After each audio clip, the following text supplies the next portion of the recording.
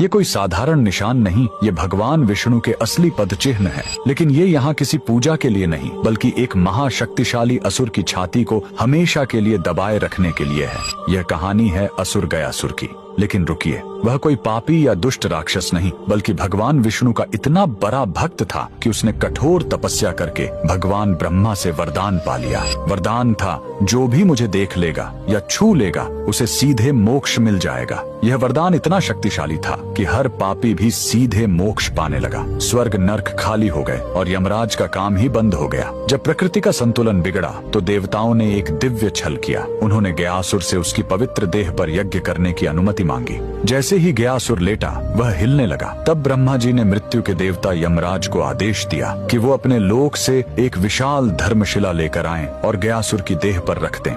लेकिन गयासुर फिर भी हिलता रहा।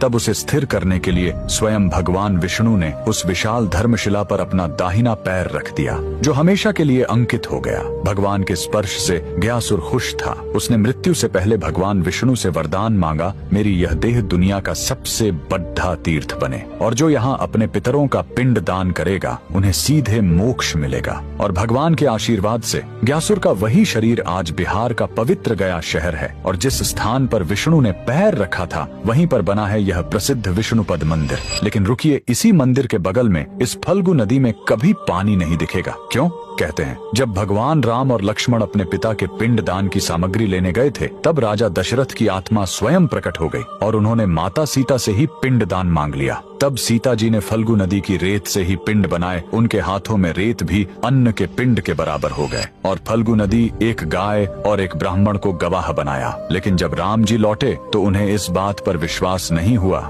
कि बिना सामग्री के पिंड दान कैसे हो सकता है। और राम के अविश्वास को देखकर तीनों गवाह डर गए और झूठ बोल गए। तब क्रोधित होकर सीता जी ने तीनों को श्राप दे दिया और फल्गु नदी को श्राप मिला कि तुम हमेशा सतह के नीचे ही बहोगी। कमेंट में जय श्री विष्णु जरूर लिखें।